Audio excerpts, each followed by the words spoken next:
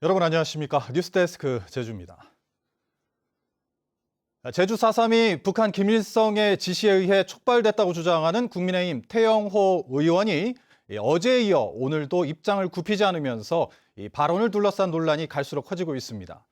4.3 단체들의 반발에 이어 오영훈 제주도지사와 더불어민주당까지 나서면서 정치적 공방으로 번지고 있습니다. 조인호 기자입니다.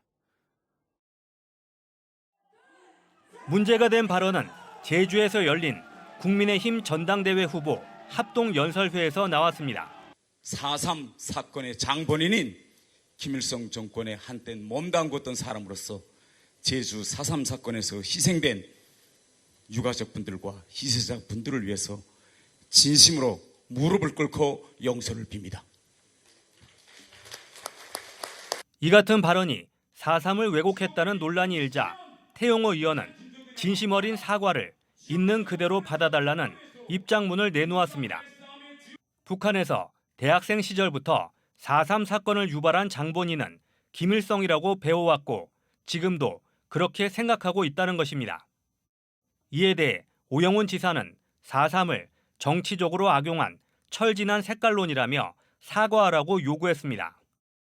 더불어민주당 위성곤 의원은 4.3을 폄훼한 망언이라며 국회윤리위원회에 제소해야 한다고 말했습니다. 4.3 유족회도 북한 개입설 때문에 명예가 훼손됐다는 입장입니다. 4.3 진상조사 보고서에도 남로당 제주도당의 무장 봉기에 중앙당의 직접적인 지시가 있었다는 자료는 발견되지 않았다고 서술됐고 북한이나 김일성의 지시가 있었다는 내용은 없기 때문입니다.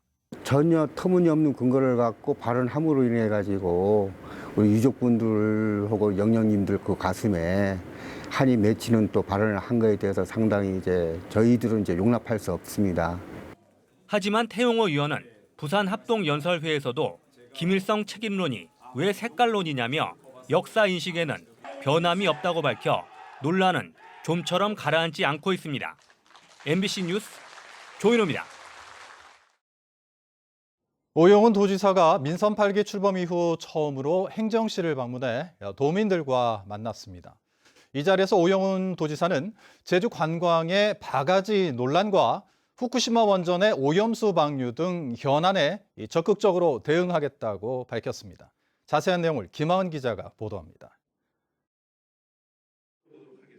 코로나19 발생 이후 3년 만에 열린 시민과의 대화에 나선 오영훈 지사.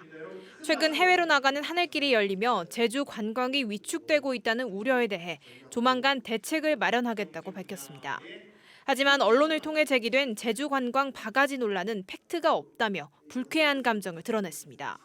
해외 여행 규제가 풀리자마자 제주 관광이 위기다. 우리가 피부로 느끼는 건 관광이 훨씬 크기 때문에 뭔가 실질적인 대책이 필요할 것 같은데.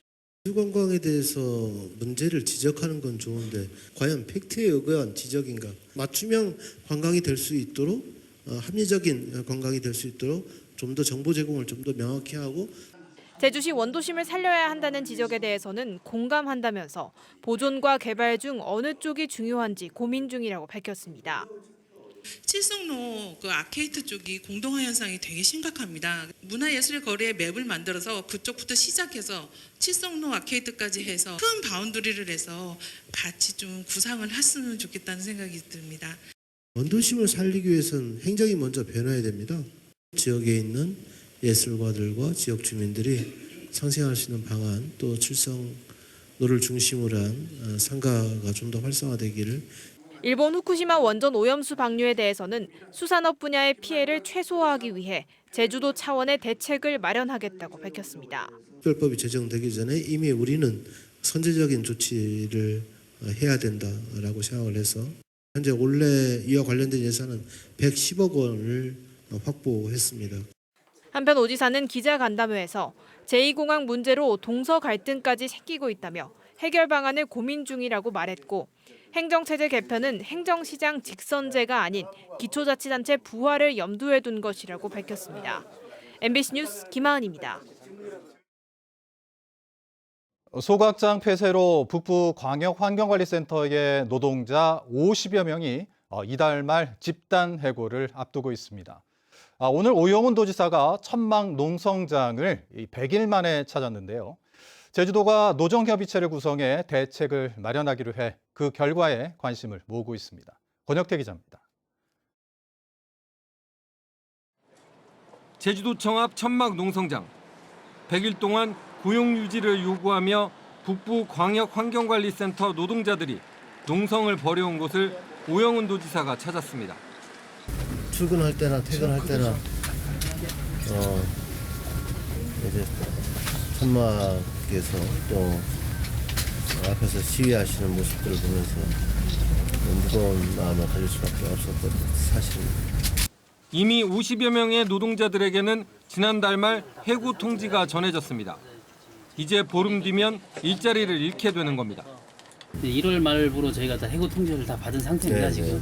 그래서 저희 직원들이 다 회사에서도 지금 심란한 마음으로 지금 현장을 계속 지키고 있지만 그 마음 심적으로는 너무 불안하고.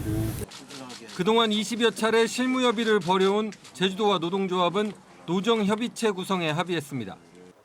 이달 말부터 올해 말까지 협의체를 구성해 기업과 공공분야 채용을 돕고 직업교육과 심리상담 등을 지원하기로 했습니다. 또 도내 300여 개가 넘는 민간위탁 사업장을 비롯해 고용 위기를 겪는 사업장에 대한 대책도 마련하기로 했습니다. 10명 이상의 집단 해고가 발생했을 때 어떻게 사회적으로 뒷받침할 것이냐에 대한 시스템 마련이 중요하다고 생각을 합니다. 제도 개선을 통해서 이 부분은 뒷받침해야 되는 것이기 때문에 노동전담부서 신설과 관련해서도 객관적인 자료를 모으는 중이라며 시일이 오래 걸리지 않을 것이라고 약속했습니다. 천막농성 100일 만에 해결의 물꼬를 튼 북부 광역환경관리센터 집단해고 문제가 과연 어떤 성과를 낼지 관심이 모아집니다. MBC 뉴스 권혁태입니다. 농어촌 지역의 병의원이 사라지면서 의료 서비스는 갈수록 열악해지고 있는데요. 심각한 의료 공백을 해소하기 위해 서귀포시가 전국에서 처음으로 민관협력 의원 설립을 추진해 눈길을 끌고 있습니다. 이따금 기자가 보도합니다. 서귀포시 서부 지역인 대정읍과 안덕면. 병원급 의료기관은 없고 휴일이나 야간에 문을 여는 병원도 없습니다. 이렇다 보니 주민들 대부분은 진료를 받으러 서귀포나 제주 시내까지 병원을 찾는 상황. 한 해 평균 이곳 주민들의 제주 시내 병원 이용 건수가 10만 건을 넘고 진료비 지출액은 28억 원에 이릅니다. 예전부터 생각하고 있었어요. 여기도 365병원 하나 생겼으면 해가지고요. 이처럼 열악한 의료 서비스를 개선하기 위해 서귀포시가 전국 최초로 민관협력의원과 약국을 추진하고 있습니다. 서귀포시가 건물과 시설을 투자하고 민간 의료진에게 최장 10년까지 임대하는 방식입니다. 국가사업으로 선정되면서 국비와 지방비 47억 원을 들여 완공된 건물에는 800여 제곱미터 의원동에 진료와 처치, 방사선실 등이 들어섰고 위내시경과 초음파 진단기 등 의료장비 40여 대도 갖춰 대여할 예정입니다. 2층에는 서부보건소 건강검진센터가 입주하고 약국도 들어섭니다. 서귀포시 대정읍에 지어진 민관협력의원입니다. 이곳이 개원하면 주민들은 365일 휴일과 야간에도 진료를 받을 수 있습니다. 서귀포시가 온라인으로 진행한 사업 설명회에는 전국의 의료 관계자 40여 명이 참여해 관심을 보였습니다. 운영자는 법정 공휴일을 포함해 매일 오후 10시까지 진료해야 하고 응급의학과 전문의도 둬야 합니다. 읍면 지역 주민들의 의료 접근성 문제를 해소하고 비응급 환자의 응급실 이용률을 낮추기 위해 2019년 전국 최초로 민간협력의원 약국을 유치하게 되었습니다. 서귀포시는 입찰자를 선정한 뒤 다음 달 20일쯤 병원 문을 열 예정인 가운데 열악한 농어촌 주민들의 의료 서비스 질 개선에 도움이 될지 관심이 쏠리고 있습니다. MBC 뉴스 이따금입니다.